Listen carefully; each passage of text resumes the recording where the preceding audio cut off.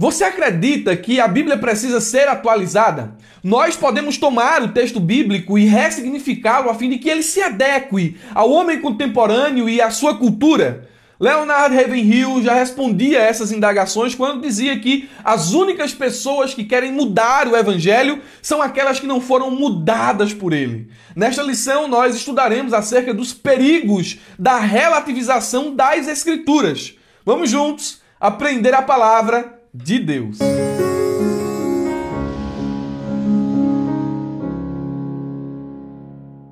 Meus irmãos, quero cumprimentá-los com a paz do Senhor Jesus. Sou o Murilo Alencar e estamos dando início a mais uma pré-aula da Escola Bíblica Dominical. Tenho um aviso importante para dar a você que é aluno da ferramenta EBD.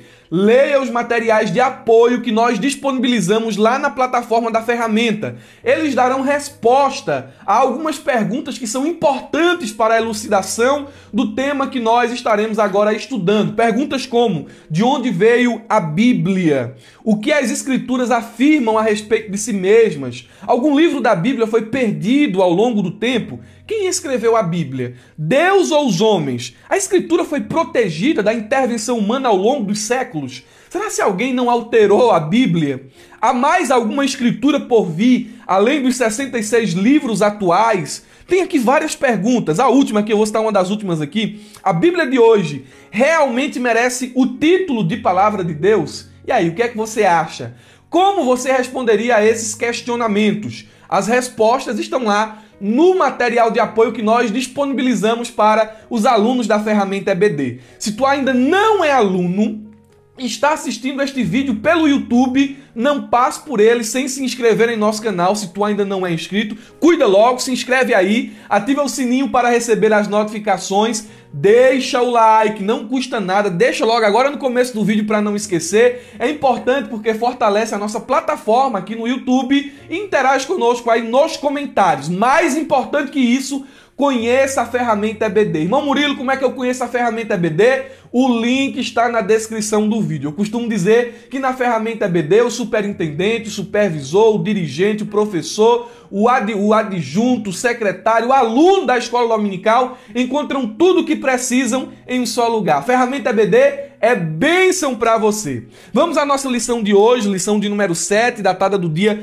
14 de agosto de 2022, cujo título é A Sutileza da Relativização da Bíblia.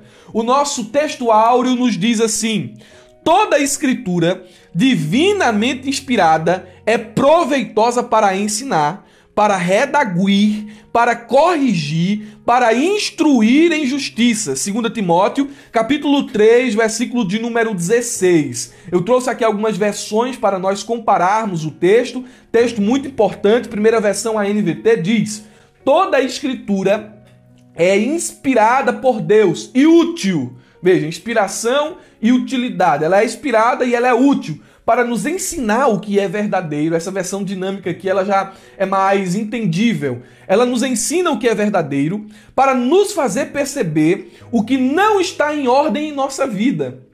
Ela nos corrige quando erramos e nos ensina a fazer o que é certo. Então a Escritura, ela é um manual.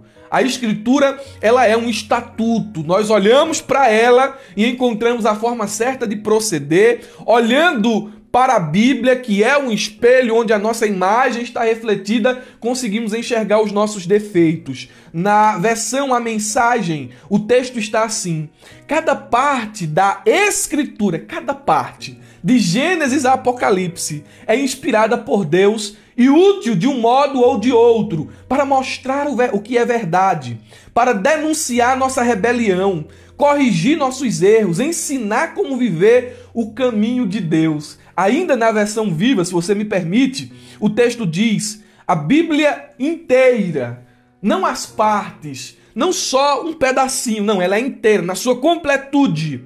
Ela nos foi dada por inspiração de Deus e é útil para nos ensinar o que é verdadeiro e para nos fazer compreender o que está errado em nossas vidas. Ela nos endireita e nos ajuda a fazer o que é correto.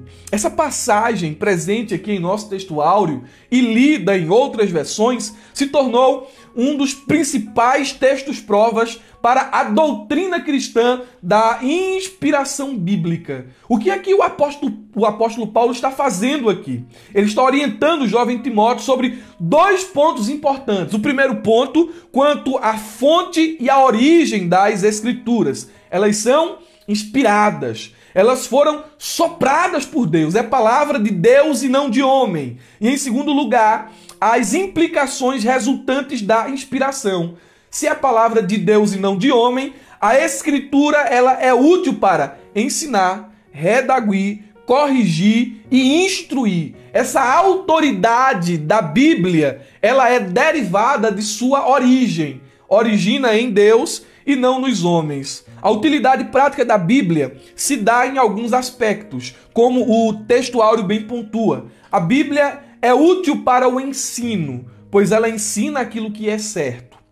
Em segundo lugar, ela é útil para a repreensão, porque ela mostra aquilo que é errado. Ela é útil para a correção, porque ela não ensina só o que é certo, mas como fazer o que é certo.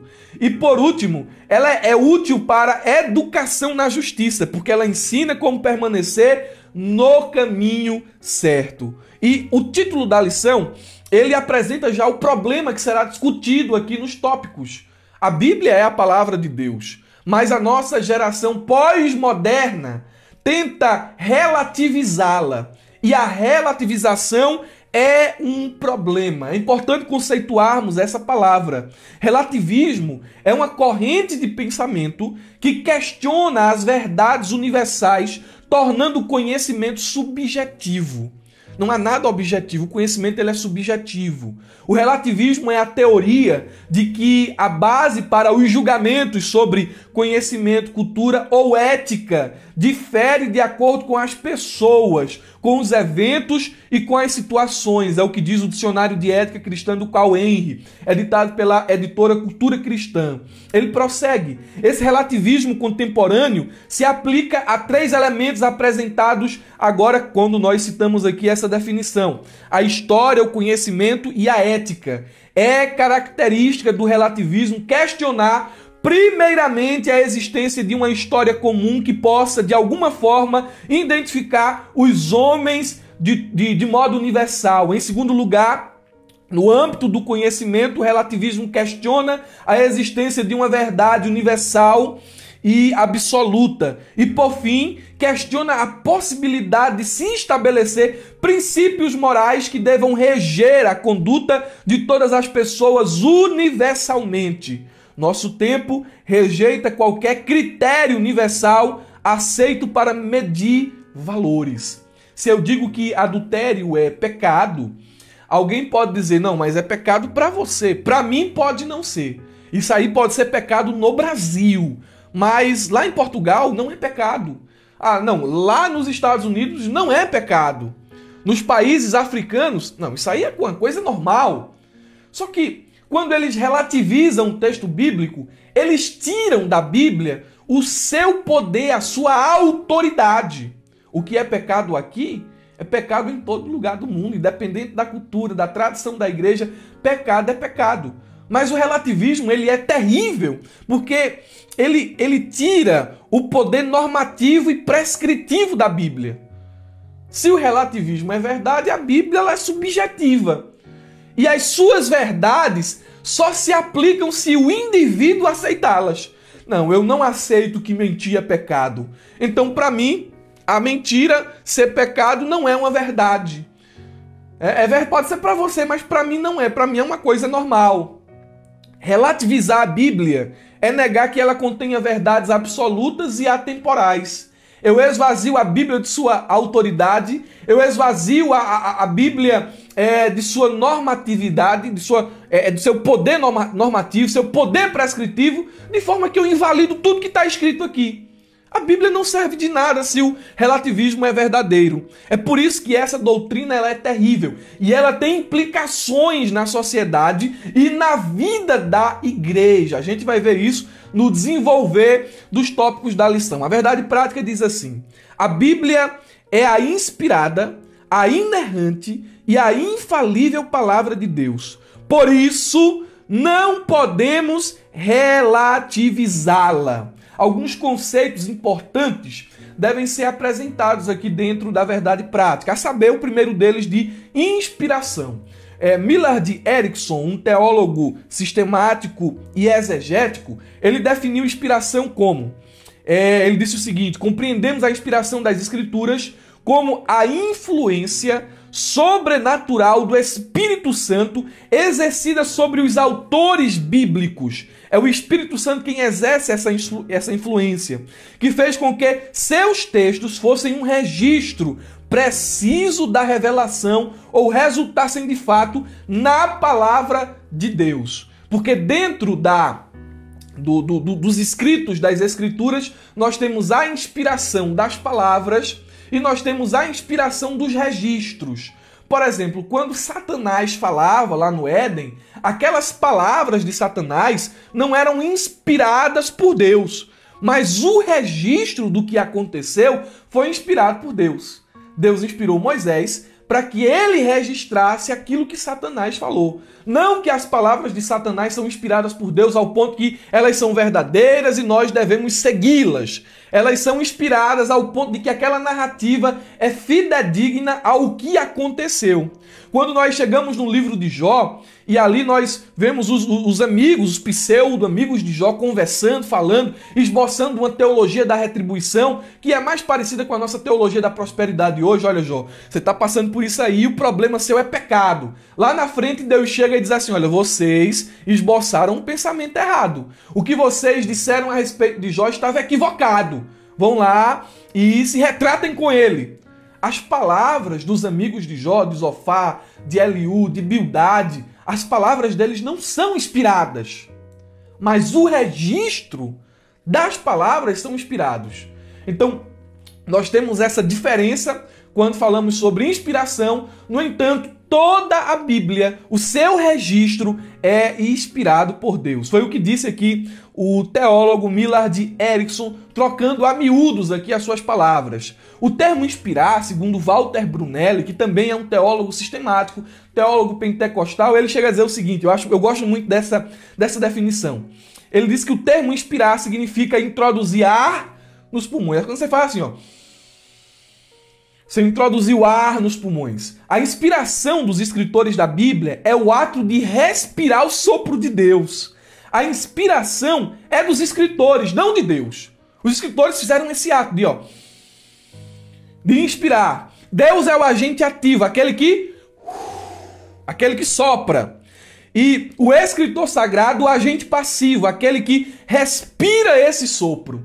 Então, inspiração tem esse significado. Homens movidos pelo sopro divino, pela ação do Espírito Santo, escreveram as Escrituras. Mas há outro termo importante aqui, porque a Bíblia ela é inspirada e ela é inerrante. Inerrante e a infalibilidade é uma consequência da inerrância. A inerrância é a doutrina que afirma que a Bíblia é totalmente verdadeira em todos os seus ensinamentos. Podemos, portanto, afirmar que a Bíblia, quando corretamente interpretada de acordo com o nível de desenvolvimento da cultura e dos meios de comunicação da época em que foi escrita, não da nossa, da época em que foi escrita, e tendo em vista os propósitos para os quais foi revelada, é plenamente confiável em tudo o que afirma. Meu Deus, o Erickson, ele é, na verdade, um teólogo excepcional. O que é que ele está dizendo aqui? O que está aqui é inerrante. O que está aqui é infalível. Não cai por terra. É palavra de Deus. A Bíblia, em sua essência, ela não... suas palavras não têm prazo de validade. Suas palavras não são palavras sem propósitos. O que está aqui é verdadeiro. O que está aqui é palavra de Deus. Agora, quando corretamente interpretado. Porque eu posso pegar um texto bíblico aqui e dar o sentido que eu quiser a ele. E Deus não vai ter compromisso com a minha palavra. Deus tem compromisso com a palavra dele. O problema é que quando eu prego a Bíblia, na minha boca ela pode deixar de ser palavra de Deus, porque eu posso distorcer o seu significado quando prego. Mas aqui escrito, aberta, fechada, é palavra de Deus. A Bíblia é a palavra de Deus. É o que o Erickson diz aqui quando ele fala sobre inerrância, né? Ela é inerrante, ela é infalível, porque Deus não pode mentir, porque Deus não pode errar, porque Deus é verdadeiro, aleluia, porque Deus é eterno, porque Deus é onipotente, porque Deus é onisciente. Desta forma, sua palavra é a verdade. E o autor aqui da lição, né, nosso pastor Zé Gonçalves, ele vai dizer que assim, a Bíblia ela sendo inspirada, ela sendo infalível, inerrante palavra de Deus, ela não pode ser relativizada. Quando é que nós relativizamos o texto bíblico? Nós relativizamos o texto bíblico quando não levamos em consideração o seu significado. Nós relativizamos o texto da Bíblia quando a minha experiência determina o sentido, quando a cultura determina o significado do texto. Eu olho para o texto com as lentes de aqui e agora e dou um significado contemporâneo. Eu mudo o texto para que ele se adeque ao meu gosto. Quando eu faço isso, eu estou relativizando as escrituras. Imagine essa cena, é mais ou menos assim. Imagine que minha esposa está ali lavando louça. E de repente ela diz assim: Murilo, vem aqui me ajudar a lavar louça. Eu escutei. Ela tem uma intenção quando disse essas palavras, ela tinha uma intenção, e a intenção era que eu fosse lá ajudá-la, mas eu olho essas palavras, escuto elas e penso assim, não, eu acho que ela quis dizer para não ficar deitada aqui e dormir mais um pouco. Eu acho que ela quis dizer isso. Então eu dou um significado às palavras dela que muda, que tira a intenção dela e escanteia e coloca de lado. Não, eu acho que é para me deitar aqui e dormir mais um pouco. Nós relativizamos a Bíblia quando justamente isso acontece. Quando os meus conceitos pessoais estão acima da vontade revelada de Deus. É quando eu uso o que está escrito para se adequar a uma causa que eu quero provar. Quando eu quero, de certa forma, mudar o que eu não gostei para que se adeque à minha vontade. Então isso é um dos meios de relativizar as Escrituras. Nós podemos aqui ir para mais alguns tópicos. O tópico de número 1 fala sobre a Bíblia e o espírito desta era. O tópico de número 2 tratará sobre a Bíblia e o politicamente correto. Tópico de número 3, a Bíblia e o outro evangelho. E o tópico de número 4, a Bíblia sempre atual, palavra de Deus. Nós vamos aqui percorrer alguns pontos também em nosso subsídio. E o primeiro deles é a Bíblia, palavra de Deus. Eu quero começar com aquilo que é verdadeiro, para só então apresentar aquilo que é falso. Quando você pega uma nota de dinheiro, seja de 100, de 50, como é que você sabe que ela é falsa? É porque você conhece a nota falsa? Não. É porque você conhece a nota verdadeira. Você tem uma noção do que é a nota verdadeira. Você pega assim, aí vai lá no risquinho onde é cascarento, você dá uma analisada no papel, né? Quando você vê que é aquele papel que parece plástico, rapaz, isso aqui não é uma nota de verdade, não. Essa nota é falsa. Então você tem uma noção de que a nota é falsa, não porque você conhece aquilo que é falso, mas porque você tem uma ideia do que é verdadeiro. Então nós vamos partir aqui de um conceito do que é a Bíblia. Nós já falamos sobre inspiração, sobre inerrância, mas nós vamos partir de um conceito do que é a Bíblia para só então começar a apresentar o que é falso e os perigos daquilo que é falso. Então é por isso que no primeiro ponto aqui eu coloquei a Bíblia, palavra de Deus. E vamos começar pela pergunta mais primitiva de todas. O que é a Bíblia? O que é a Bíblia? Se seus alunos lhe perguntassem aí em sala, professor, o que é a Bíblia? O saudoso pastor Antônio Gilberto, ele respondia essa pergunta dizendo o seguinte: a Bíblia é a revelação de Deus à humanidade. Seu autor é Deus mesmo. Seu real intérprete é o Espírito Santo. Seu assunto central é o Senhor Jesus Cristo. A Bíblia é Deus falando ao homem, é Deus falando através do homem, é Deus falando como homem, é Deus falando a favor dos homens, mas é sempre Deus falando. E eis aqui alguns conceitos importantes que precisam ser mencionados. Este livro, ele contém a mente de Deus, o estado do homem, o caminho para a salvação, a perdição dos pecadores e a felicidade dos cristãos. Sua doutrina é santa, seus preceitos são obrigatórios, suas histórias são verdadeiras e suas decisões são imutáveis. Leia a Bíblia, como disse Billy Graham, para ser sábio.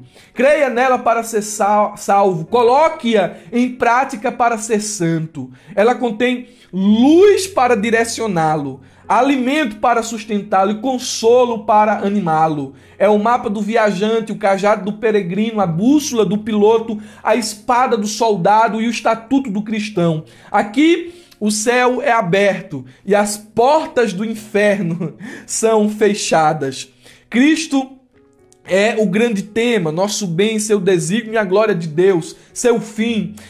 Isso deve encher a memória, governar o coração e guiar os pés. Leia a Bíblia sem pressa, com frequência e em oração. É uma mina de riqueza, saúde para a alma e um rio de deleite. É dada a você aqui nesta vida, será aberta no julgamento e está estabelecida para sempre. Parece que há uma matriz da Bíblia, uma cópia matriz da Bíblia no céu. Salmo 119, verso 89. Envolve o mais alto grau de responsabilidade, compensará o maior trabalho e condenará todos os que a desprezam, ou todos os que desprezam seu conteúdo. A Bíblia ela tem essa importância singular. É o livro dos livros, foi o primeiro livro a ser impresso. É o livro mais copiado de todos os tempos, quando a imprensa ainda não existia.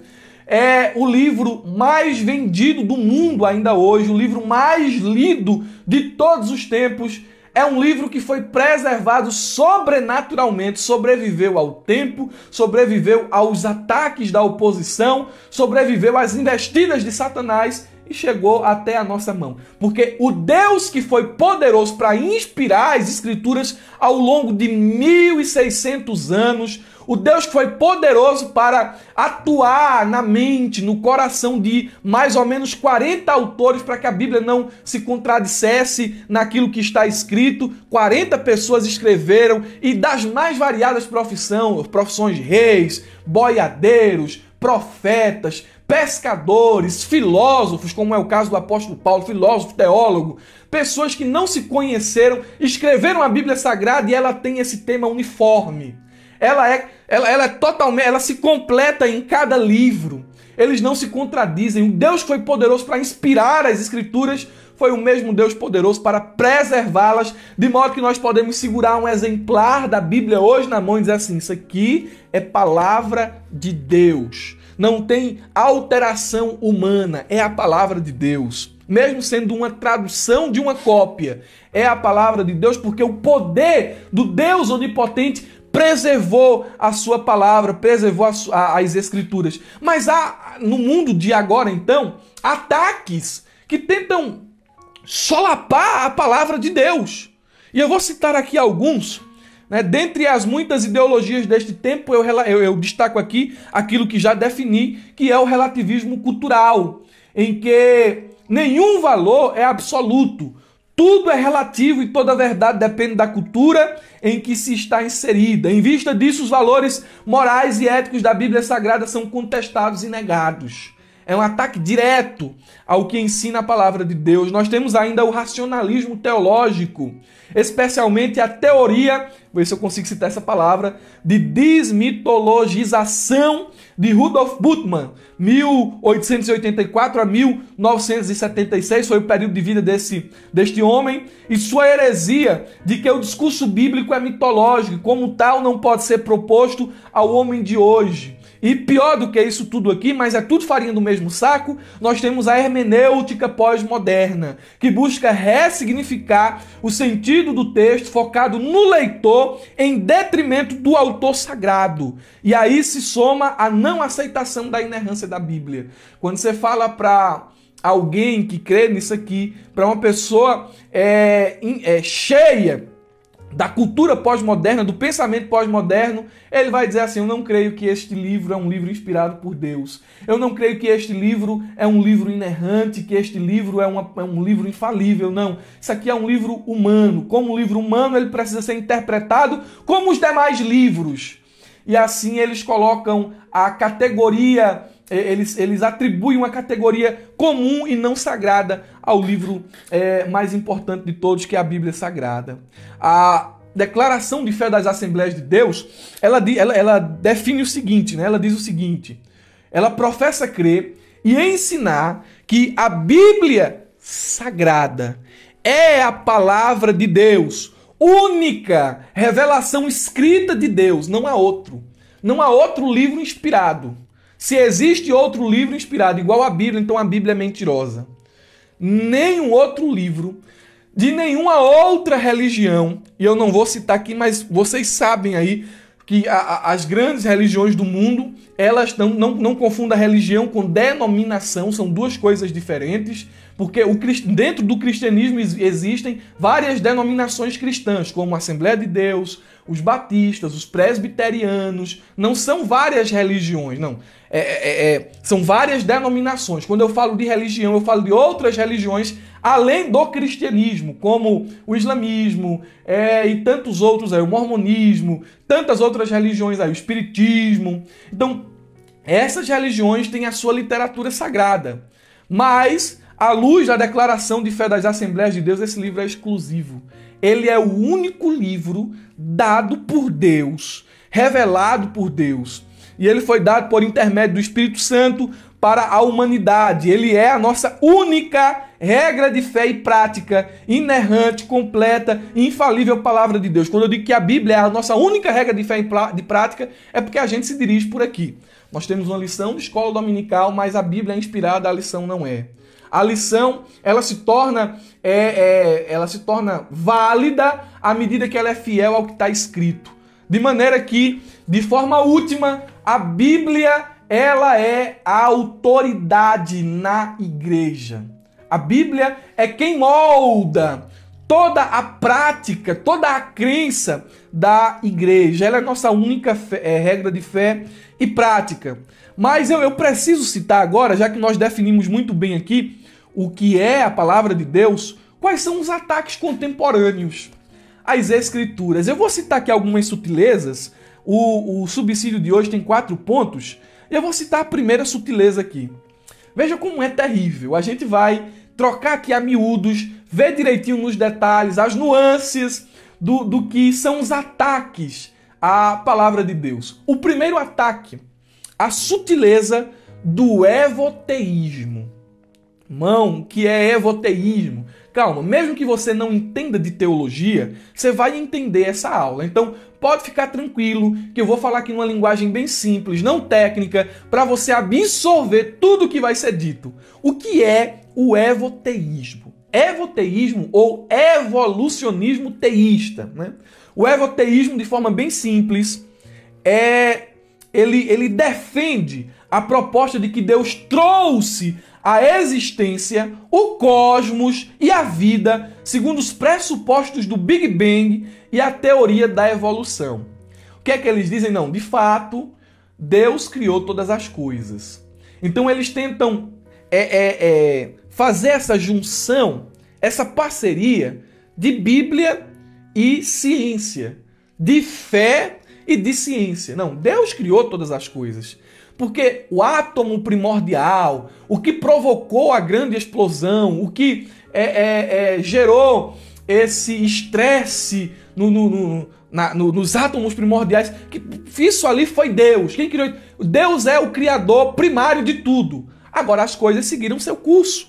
Houve a grande explosão e depois, por meio de uma evolução e, consequentemente, uma seleção natural, as coisas foram se formando como a gente vê hoje. Então, eles fazem essa parceria de Bíblia e ciência. É o evoteísmo. Inclusive, até o Papa, ele quase que foi adepto agora, por meio de algumas palavras suas, a essa teoria aqui, quando ele disse que Adão não era um ser histórico. Adão era um ser mitológico. Que os primeiros capítulos do livro do Gênesis, eles são um conto. Eles não foram reais. O que aconteceu ali não é real. Adão não foi uma pessoa que existiu. Então Adão é um mito. É uma história que foi contada para descrever como foi a criação do mundo, mas não é uma história verdadeira. É uma história cheia de alegorização. O Papa se posicionou assim. O evoteísmo, ele tem esse mesmo pensamento. Eles falam sobre o mito de Adão. Eles negam a historicidade de Adão e de Eva. E seus expoentes defendem um olhar mitológico dos primeiros capítulos da Bíblia. E isso constitui um problema. É um ataque direto à verdade revelada de Deus. Porque a Bíblia, ela não vai tratar Adão como um ser mitológico. Adão é um ser histórico, um ser real. Porque para encaixar dentro da narrativa evolucionista, eles querem dizer que o homem ele veio de tudo que existe em forma de vida veio de um ancestral em comum. Seja homem, seja bicho, seja tudo veio de um ancestral em comum. E eles vão trazer ali toda aquela história e a teoria da evolução, ela não pode condizer com o que está escrito na Bíblia. Então, diante dos fatos apresentados, é melhor mudar a Bíblia do que mudar a teoria. Então eles tentam negar a verdade das Escrituras. Isso traz uma descredibilidade para a palavra de Deus. Porque se nós aceitamos que Adão é um ser mitológico, a inspiração e a inerrância da Bíblia é dirimida. A Bíblia é mentirosa. Se nós cremos que Adão é um personagem real e a Bíblia afirma assim, aí vem alguém e diz assim, não, ele não é um personagem real, aquilo ali, ele é um ser mitológico. Então, a Bíblia não é inerrante, a Bíblia não é infalível, a Bíblia não pode ser a palavra de Deus. Ou se ela é a palavra de Deus, ela é a palavra de um Deus não tão poderoso assim. A Bíblia, ela se refere a Adão como personagem histórico, e aceitar o evoteísmo, como já afirmado, é negar a infabilidade das Escrituras. Agora, há um problema aqui ainda que é mais crônico, é um problema mais difícil de se engolir, que é um problema histórico e teológico. Se o evoteísmo é verdadeiro, como nós podemos conectar um ser mitológico, Adão, com Jesus histórico? Porque Jesus de fato existiu e a Bíblia vai mostrar que ele é descendente de Adão. Então, se Adão nunca existiu, Jesus... Como é que eu conecto aqui Jesus a quem aqui? Olha, irmão, o problema é mais terrível ainda, porque se os primeiros capítulos de Gênesis são mitológicos, a queda do homem, o pecado ali, que provocou a morte, ele também é... Aquela história ali não faz sentido ela ser real. Se Adão é um ser mitológico, se Eva é um ser mitológico, aquela história ali ela não é real também. Ela é um conto, ela é um mito.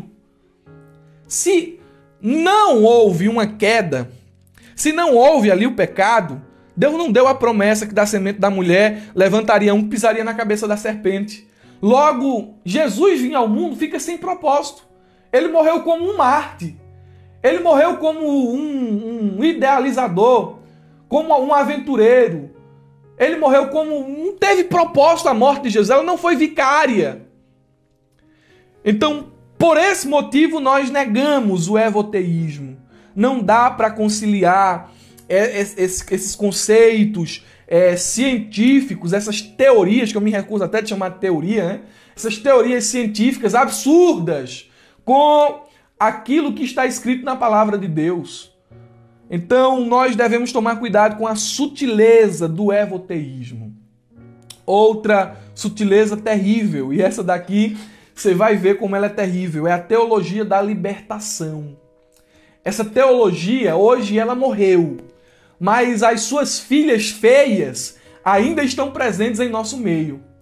Teologia, ou o termo teologia da libertação, poderia ser aplicado em tese a toda teologia que seja voltada às situações de opressão ou que delas se tratem. De modo mais específico, a teologia da libertação é um movimento que engloba várias correntes de pensamento interpretando os ensinos de Jesus Cristo como libertadores de injustas condições sociais, políticas e econômicas. A teologia da libertação ela é mais parecida com uma ideologia política do que com a palavra de Deus. Foi quando alguém lá da Igreja Católica olhou assim e disse: os pobres, os oprimidos são desprezados. Então nossa teologia, ela deve girar e partir a respeito da interpretação da vida do pobre. Nós devemos só focar no pobre, porque o pobre... E foi bem naquele contexto onde o marxismo ele estava aflorando.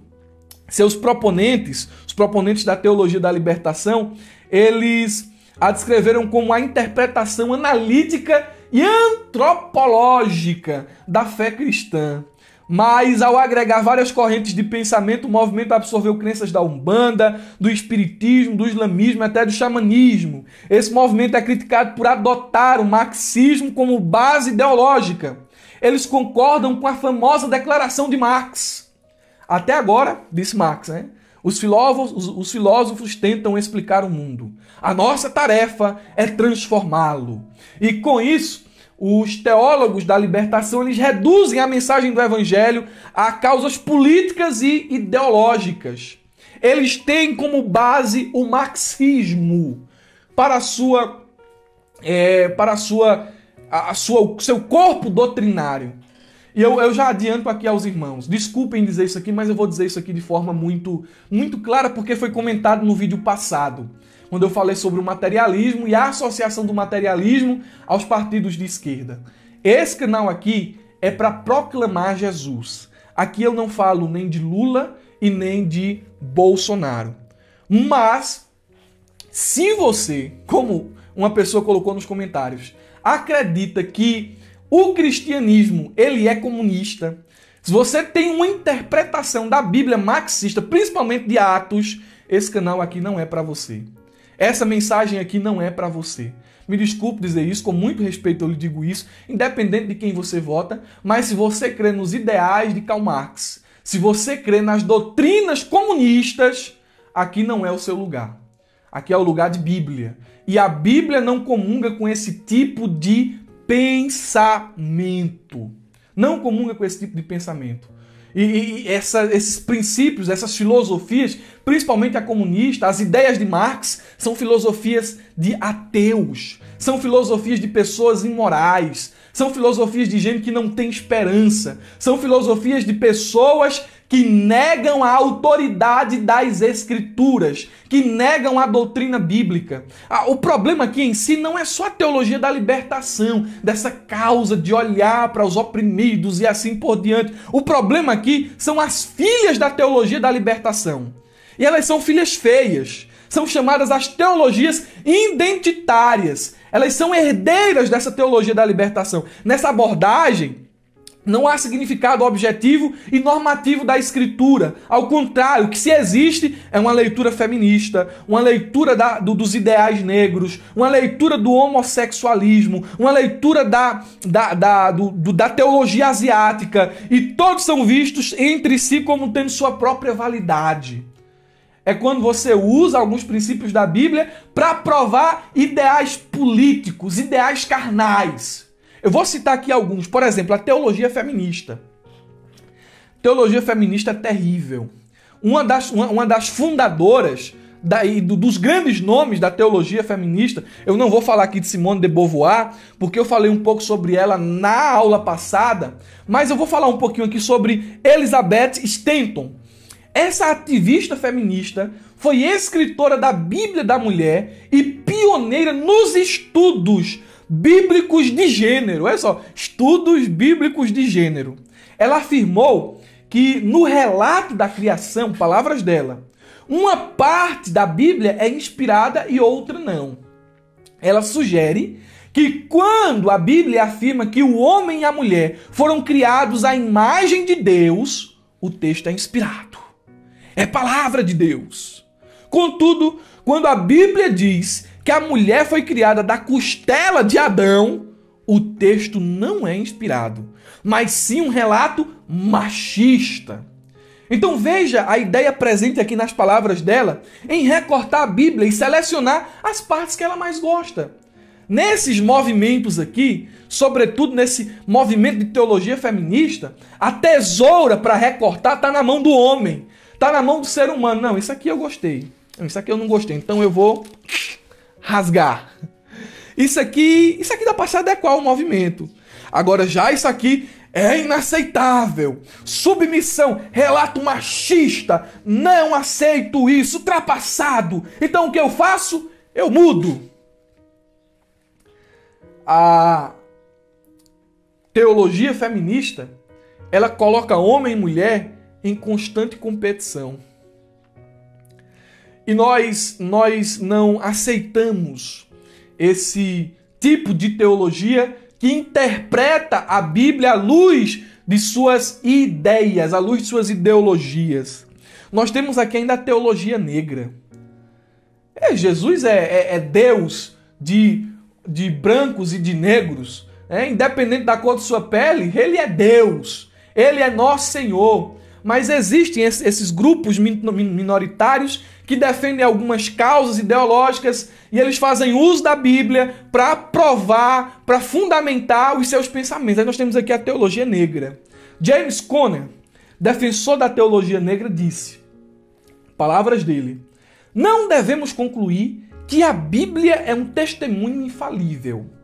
Deus não foi autor da Bíblia, nem seus escritores foram meros secretários.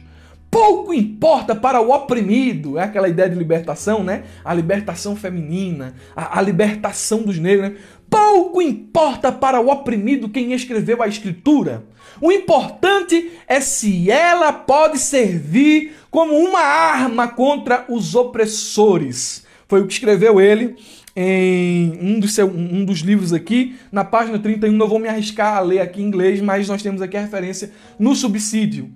Temos ainda a teologia queer, ou a teologia homossexual. A palavra é essa, porque a palavra queer é um termo guarda-chuva da língua inglesa para as minorias sexuais e de gênero, ou seja, que não são heterossexuais ou não são cisgêneros. E um dos defensores dessa teologia, a teologia queer, ele diz o seguinte, é o André Muscovici.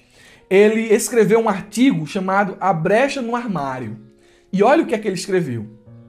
Talvez a questão-chave seja inverter a pergunta que geralmente é feita.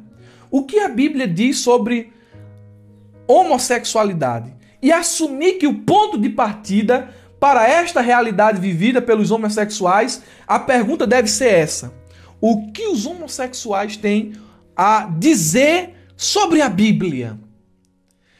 É mais aquela coisa, tá entendendo? Não é o texto que vem e me impacta. Não, é eu que vou até o texto e dou a ele significado. Não é o significado do texto que vem até mim, mas é eu que vou até o texto e dou um sentido a ele. É por isso que muitas igrejas hoje estão aceitando isso aqui como normal.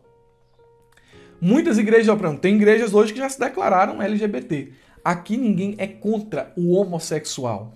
Aqui ninguém é contra as pessoas que estão nessa prática. Mas irmão Murilo, quer dizer que você não é contra? Não, porque eu acredito que Deus pode mudar e transformar ele. A prática é pecaminosa. Você não vai aceitar a prática, você não vai mudar seu pensamento a respeito do pecado, que é a prática homossexual, mas a pessoa em si, assim como um mentiroso, assim como um pecador, assim como eu precisei do evangelho, eles também precisam do evangelho. A Bíblia diz lá em Coríntios, lá no capítulo 9, se eu não me engano, que muitos dos coríntios lá eram homossexuais. Só que eles foram mudados pelo evangelho. Eles foram mudados pelo poder da palavra de Deus. Paulo, vocês no outro tempo viviam assim. Só que agora vocês fazem parte da mesma fé que eu tenho. Então, nesse sentido, a igreja está aberta para todos, mas não aberta para tudo. Entendeu? A igreja está aberta para todos, mas ela não está aberta para tudo. E a gente precisa entender que algumas igrejas abrem as suas portas para todos, mas também abrem as suas portas para tudo. Aí está lá a igreja inclusiva. Não. A gente não pode condenar eles por conta de 2 ou 3 textos, dizem alguns aí, né? Não pode fazer isso. Então o que é que a gente faz? A gente precisa reinterpretar a Bíblia, dar um ressignificado atual aos textos, para que a gente possa aceitá-los. E não só aceitá-los, mas também aceitar as suas práticas. Alguém disse, lá na década passada, que um dia o divórcio se tornaria normal dentro da igreja. E parece que nós estamos caminhando para isso, né? Era algo mais repudiado lá atrás. E ele disse assim: quando o divórcio se tornar normal entre os cristãos, será só mais um passo para que o homossexualismo também se torne normal. A Bíblia vai perdendo seu poder normativo nessa sociedade pós-moderna relativista. A Bíblia vai perdendo sua autoridade. A Bíblia vai perdendo seu poder prescritivo para que ela se adeque ao homem contemporâneo e à cultura, tendência da época atual. Isso é um perigo, meus irmãos. Isso é um perigo. Eu vou citar aqui outra sutileza, citei a sutileza do evoteísmo, a sutileza da teologia da libertação, e aqui nesse ponto eu falei sobre as filhas feias dessa teologia, que são as teologias identitárias, teologia negra, teologia feminista, teologia queer, eu poderia falar sobre teologia asiática, outros tipos de teologia, a teologia inclusiva, várias outras teologias aí. Mas eu preciso correr e quero citar ainda a sutileza do liberalismo teológico. Alguém diz, não, o liberalismo teológico é coisa de um século distante, do século XIX. Mas a gente vê muitos conceitos do liberalismo ganhando força em nossos dias. O liberalismo tem no seu cerne servir de ponte entre a fé cristã e o conhecimento moderno. Os teólogos liberais, eles defendiam e defendem que a sobrevivência do cristianismo depende da sua capacidade de adaptar-se à mentalidade científica e filosófica de seus dias. Ou seja, essa teologia, ela entende que a cultura exige uma renovação do cristianismo, impondo que ele se amolde às necessidades espirituais do homem moderno, mesmo que isso resulte, mesmo que seja necessário negar doutrinas basilares da fé cristã. Para o cristianismo continuar sendo algo crível, palatável, ele tem que se adequar à época. O liberalismo exigiu muita flexibilidade em relação à teologia cristã tradicional ortodoxa. Os liberais entendiam que para o cristianismo continuar sendo uma opção intelectual séria no mundo moderno, era essencial que ele fosse completamente reconstruído. Essa ideia implicava em uma desconstrução da herança doutrinária, bem como uma mudança nos métodos interpretativos da Bíblia. Meu Deus, a gente está vivendo isso. Um pastor, acho que batista, recentemente aí, não tão recente assim, né? Mas ele disse que a Bíblia precisa ser atualizada. Ele usou muito essa palavra, né? A Bíblia precisa ser atualizada. Seus textos precisam ser ressignificados. A Bíblia, ela não é insuficiente, ela não é suficiente para os nossos dias. Ela precisa de uma nova roupagem. Ela precisa dialogar com o homem moderno. E para isso, eu não trago uma nova tradução. Parece que eu trago uma nova Bíblia. Eu mudo o texto bíblico, eu tiro a casca do texto bíblico para que ele se adeque à sociedade de aqui e agora. São palavras de um pastor batista muito conhecido. Ele quer ressignificar a Bíblia, todo aquele discurso ali, né? Cartas mortas, cartas vivas para uma igreja morta, uma coisa assim. Todo aquele discurso ali é um discurso liberal. O teólogo Alistair McCraft, ele disse o seguinte acerca do liberalismo em sua teologia sistemática, histórica e filosófica. Nos casos em que a maneira tradicional de interpretar a Bíblia ou as crenças tradicionais pareciam comprometidas por avanços do conhecimento humano, ele está falando do liberalismo, era imperativo que elas fossem descartadas ou reinterpretadas de modo a alinharem-se com aquilo que já se sabia acerca do mundo. Então, à medida que a ciência ia evoluindo, ia crescendo, ia se expandindo, a Bíblia também devia seguir a ciência. Então, os liberais, eles queriam amoldar a Bíblia ao pensamento corrente de agora. Isso é relativizar. Quais são as consequências do liberalismo teológico? Pode ser que essa lição deixe muita dúvida para você aí. Então, os irmãos da ferramenta EBD, não se intimidem em perguntar. Os irmãos do YouTube também podem perguntar, mas a interação ela acontece de forma mais intensa lá na plataforma da ferramenta, com os alunos da ferramenta. Quais são as consequências do liberalismo teológico? Ainda hoje nós sofremos com os frutos podres do liberalismo. O que é que o liberalismo faz? Ele despreza a Bíblia. Um dos pais do liberalismo teológico é o alemão Friedrich Schleiermacher. Ele é considerado pai do liberalismo teológico. Ele defendia que a experiência pessoal religiosa era primária. Porém, a teologia e a doutrina eram secundárias. Em suma, para ele, a base da religião é a experiência humana, não a existência de Deus. A Bíblia não é infalível e não tem autoridade absoluta. Ela é especial apenas porque registra a experiência religiosa da igreja primitiva. É o que ele dizia. Qual é o problema disso aí, irmão Murilo? O problema disso aqui é que muitas igrejas têm abandonado a doutrina, a palavra de Deus, para abraçarem as concepções pessoais do homem. A fonte normativa da igreja, em alguns lugares, não é a Bíblia. São revelações, são experiências religiosas que alguém teve. E essas experiências religiosas se tornam normativas, doutrinas dentro da igreja, porque a experiência religiosa individual ela é superior à palavra, que na ótica do liberal ela não é infalível, ela não é absoluta, ela não é inerrante. O eu, ele determina como deve ser minha relação com Deus e não a Bíblia. Por exemplo, caso o homem não goste da doutrina do inferno, conforme as Escrituras, ele tem autonomia para negá-la ou para modificá-la. Eu assisti uma entrevista de uma cantora que morreu, cantora Marília Mendonça.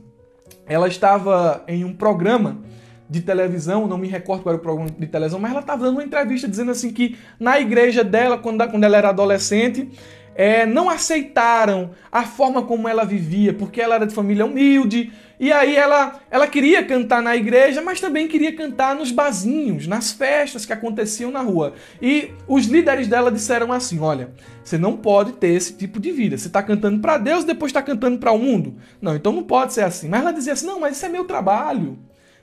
Então eu não tive uma experiência religiosa muito boa. O que foi que eu fiz? Eu saí da igreja. Não pertenço a religião nenhuma, mas eu tenho convicção de que Deus está comigo no meu coração. Eu me relaciono com Ele assim e sei que Ele não me abandonou. Tem muita gente, teve até agora outra cantora, veja como o liberalismo está presente, né? É uma cantora que disse assim, eu não vou mais cantar no mundo gospel, agora eu vou cantar no mundo secular, vou cantar música secular. Mas eu vou fazer isso, eu não estou abandonando Jesus, porque eu me relaciono com Jesus. Não é um livro que não é uma doutrina que vai dizer como eu devo me relacionar com Jesus. Eu me relaciono com Ele na minha experiência. Então, o eu está acima do que está escrito. É o eu que determina como devem ser as coisas. Esse pastor Batista que eu citei, onde o discurso dele, que ele diz que a Bíblia precisa ser atualizada, ele diz assim, nós não seguimos um livro, nós seguimos Jesus. Ele diz isso em seu discurso. Aí a pergunta é, tu conheceu Jesus como se não foi por aqui? Que Jesus é esse que tu conhece que não é o que está revelado aqui nas Escrituras? Porque o que nós sabemos de Jesus é o que está aqui revelado na Bíblia.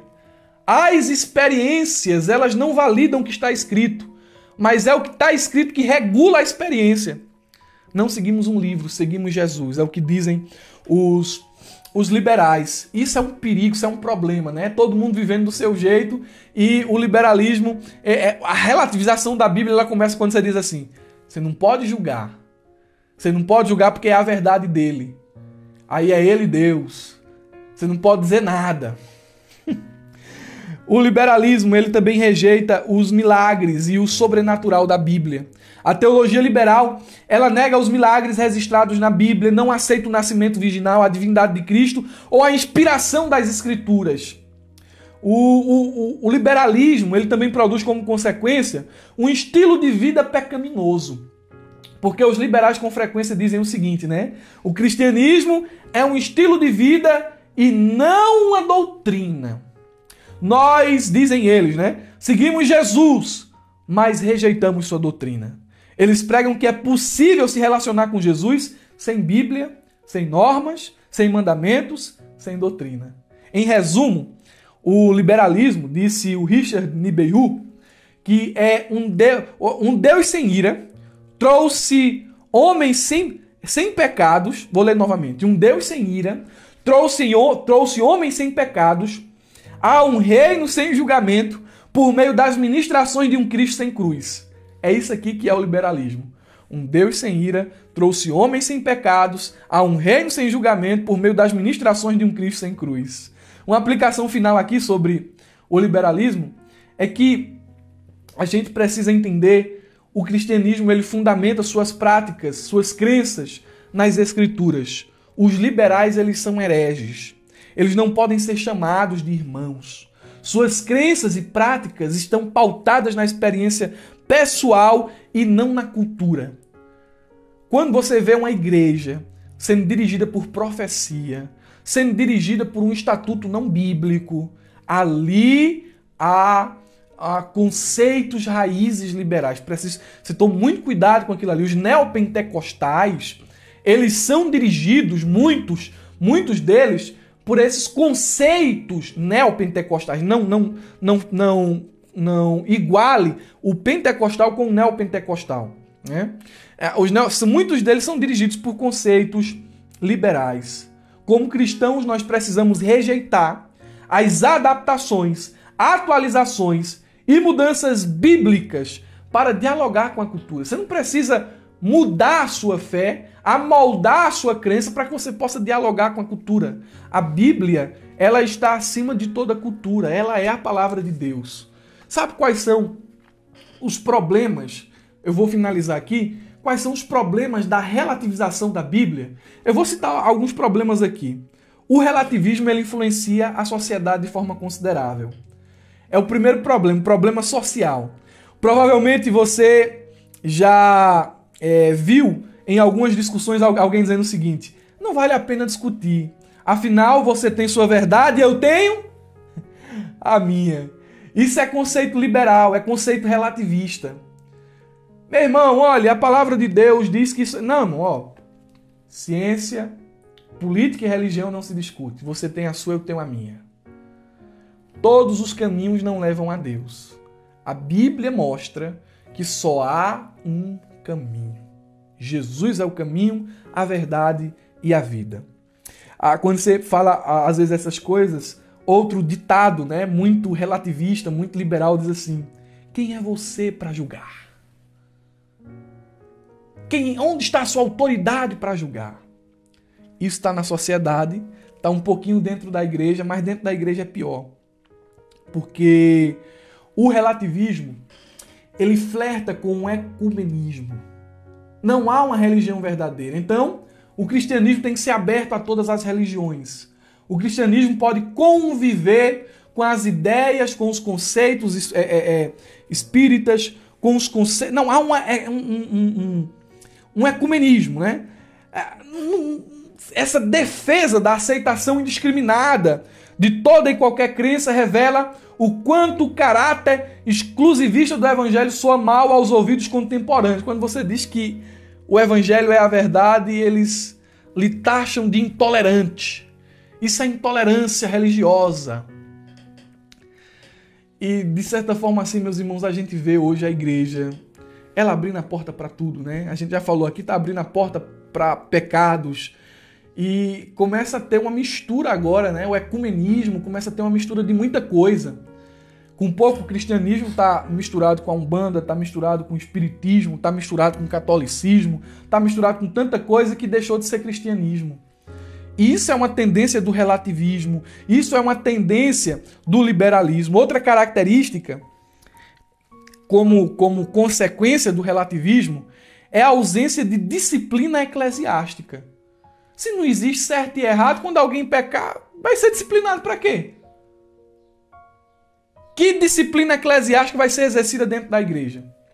Aí entra aquela pessoa que está em adultério, mas está cantando no conjunto. Aí entra aquela pessoa que vive uma vida dupla nas baladas, tocando no mundo, mas está lá tocando no musical da igreja. Ele está lá tocando no show. Aí na igreja está lá tocando também. Não há uma disciplina eclesiástica, não há uma ordem. E assim, esse tipo de coisa, ele infelizmente é uma tendência do fim dos tempos. O amor de muitos vão se esfriando. Os homens vão se tornando cada vez mais duros, trazendo para si mestres que preguem aquilo que eles gostam de ouvir. No meio dessa bagunça toda, a igreja de Cristo, a igreja verdadeira, jamais abrirá mão da inspiração, da inerrância e da infalibilidade das Escrituras. E nós concluímos esta aula trazendo 2 versículos bíblicos de suma importância. O primeiro deles é Colossenses 2,8, que diz: tenham cuidado para que ninguém os escravize com filosofias vãs e enganosas, que se fundamentam nas tradições humanas e nos princípios elementares deste mundo e não em Cristo. Tomem cuidado com esse tipo de pensamento que coloca a Bíblia de lado. Tomem cuidado com esse caminho largo que é apresentado, com essa porta larga que é apresentada. Em segundo lugar, nós temos aqui outro texto, que é o de 1 Timóteo 4,16, que diz: atente bem para a sua própria vida, ou cuida de ti mesmo, na tradução corrigida. Atente bem para a sua própria vida e para a doutrina, perseverando nesses deveres. Persevere na doutrina, pois fazendo isso você salvará tanto a si mesmo, quanto aos que te ouvem. Professor, não troque a espada do Espírito por um canivete. Pregue toda a palavra de Deus. Seja fiel às Escrituras. A relativização da Bíblia é um ataque nefasto de Satanás. E nós, como igreja, somos coluna e firmeza da verdade. Nós fazemos parte dessa edificação. Nós fazemos parte dessa coluna e firmeza da verdade. Não podemos abraçar a mentira e nem tampouco a relativização. Meus irmãos, nós concluímos assim mais uma aula. Digo aos alunos da ferramenta EBD que nossa interação continua lá na plataforma da ferramenta. Lá os irmãos estão abertos para fazer pergunta e também recebem um material complementar. Além dos subsídios, os irmãos lá recebem o fluxograma, os irmãos recebem os artigos que nós sempre postamos lá, uma extensão de subsídio para melhor servi-los. Amém? Aos irmãos do YouTube e a todos em geral, deixo aqui o meu abraço especial. Tenha um ótimo final de semana, uma ótima escola bíblica dominical. Deus abençoe sua vida e não se esqueça, abra a jaula.